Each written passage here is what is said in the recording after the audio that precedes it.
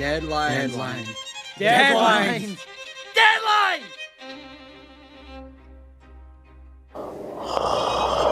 Not again.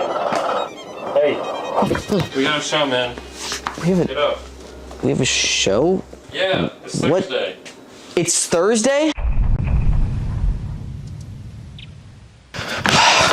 All right, we have to get this thing recorded now. Can you move the camera real quick? All right, thanks.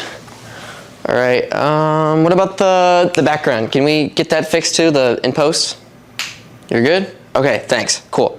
Welcome back to the Fridays edition of ETV. I'm your host, Dayton Cloud, and we have a great Spirit Week filled show coming right up. Want to know about the new rules that HF football is implementing?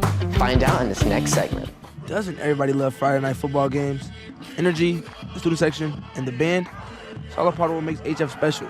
But after our first home game, something's had to change.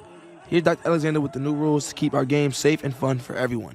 Hello, Viking family. This is Dr. Alexander. Hey, I want to talk about some changes and expectations for our homecoming game. First change, we're going to make sure that we verify all middle school kids in attendance. They have to get a good standing letter from their principal, and they have to be accompanied by an adult in order to be admitted into our game. Another thing that we did is we adjusted the adult ticket transactions to make sure that adults present an ID to verify their identity. We had some loopholes in which we had outside students who were not necessarily adults buying tickets and getting our games, so therefore we will fix that, and every adult has to present their ID to get in our game. Security, we're going to increase security and reinforce security big time. We have nearly tripled our security from previous games. So we'll have all of our leadership team, we will have increased presence from law enforcement as well to monitor our parking lots and inside our perimeter, and we will also have more faculty and staff members. So we're nearly tripling the coverage.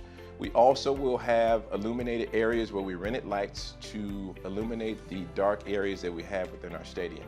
Last but not least, the expectation. I expect that we have fun. We're gonna have a filled stadium, and we're gonna do a very good job of cheering on our football team and our marching band. I expect to see everybody there. Looking forward to it. Go Vikings! Want to know how the HF football team is doing? We have E-Man coming at you with an update. It's a new era for Homewood Flossmoor football under Coach McAllister, and the Vikings are already showing growth and grit. I think our vision for this season is to maximize what we have. Ultimately, we want to, change the culture positively within the program, get full buy-in from everybody, and hopefully give our seniors a chance to get into the state playoffs. Yeah, the biggest change I've seen this year, we've been more disciplined, cut down on people being late to practice, missing games, stuff like that. Easy, simple stuff that helps us towards the win. The Vikings are 2-1 with a strong win over Bolingbrook but a tough loss at St. Charles North. The Vikings were able to bounce back with a commanding win over Lockport. The players say that they're learning the system fast. However, of course, there is still some growing pains. I say it's going good. It started off, it was like a whole new playbook for everybody in the summer, but we all got used to it. And now it's smooth running. We just got to keep going. It's just a lot of good new plays. Yeah. I think overall it's just the day-to-day effort that's needed for the process. So our practice, overall each day has to get a little better. Last week, Monday, started slow, finished well.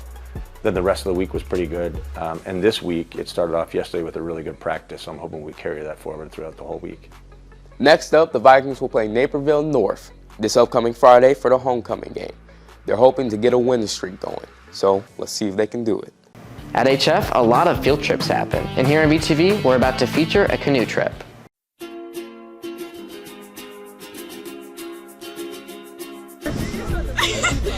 I'm waving hi. My favorite part of this field trip with Miss G was probably kayaking and being with my two friends and, being in the water.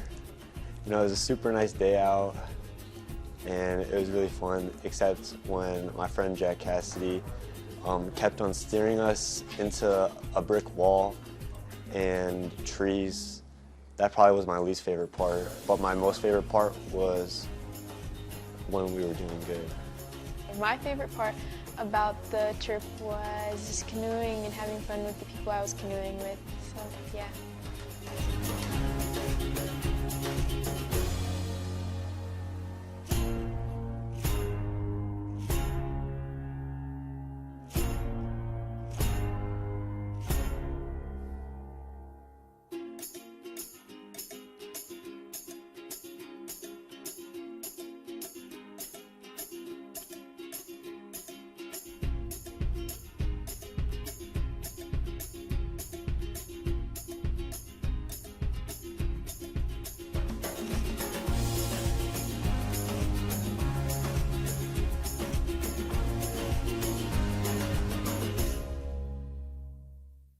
Hoopla, I'm sure you're wondering how that night ended. Here at BTV, we have the update. The bench, but the staff do have a lot of experience with Madden New Jordan. Good finish.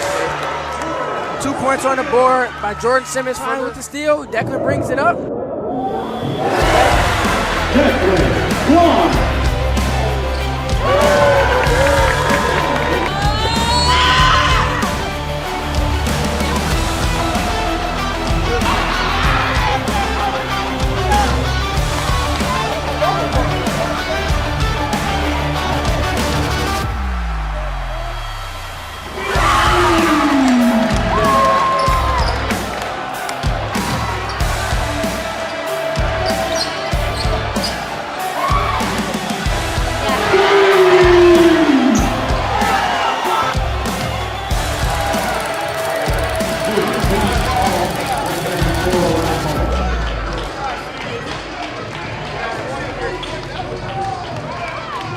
Want to know the do's and don'ts for HoCo? Find out in this next segment.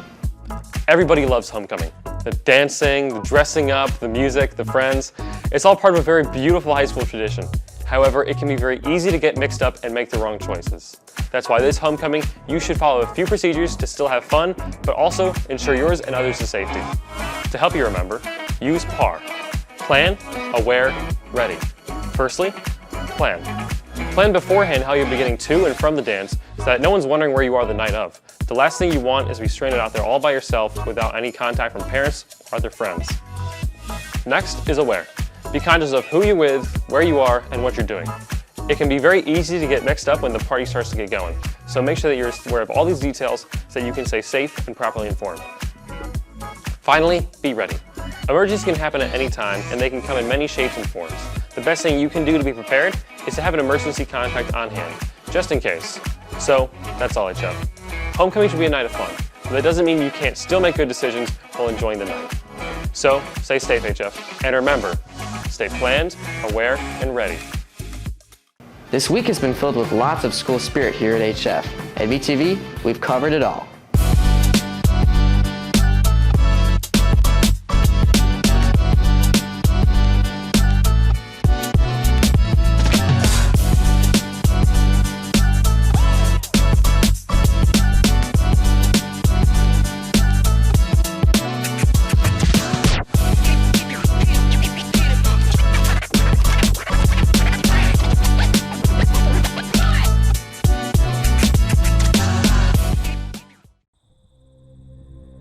Listen, babe, I'm not going to homecoming with you. You're too broke. If you don't find an outfit later tonight, we're done. Bye.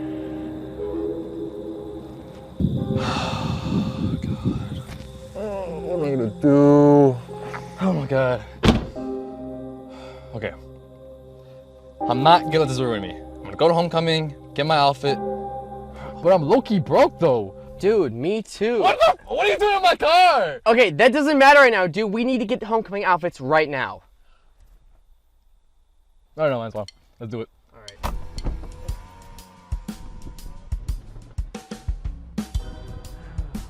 I'm telling you, this is the spot. If we're gonna find something, we're gonna find it here. You say so. Alright. Look at this. These are some nice dress pants. For how much? $9? That's not even bad. What is this? $8? It's not bad at all. This is a little harder than I thought. $7.99. Wait a second.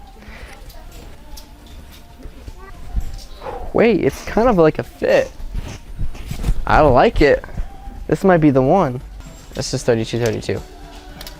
My best bet might be these. Because I spent about, like, maybe even 15 bucks on this outfit. A shirt, a tuxedo, and some pants. This is hard. Wait, I didn't. Wow, wait. This is like little kid stuff, but wait. Extra large, extra large. Why are they extra large here? I mean, that's fine. I mean, what? Oh, wait. There we go. These ones. These are it. Then we got it, guys. Then we got it. Anthony and I only spent around $15, which really goes to show that you can buy clothing for homecoming at thrift stores. Tune in next week to see our girlfriends' reactions. Reporting for VTV, I'm Aiden Klauk. That's all the time we have today. Tune in next week to see how the homecoming weekend unfolds. Reporting for VTV, I'm Aiden Klauk.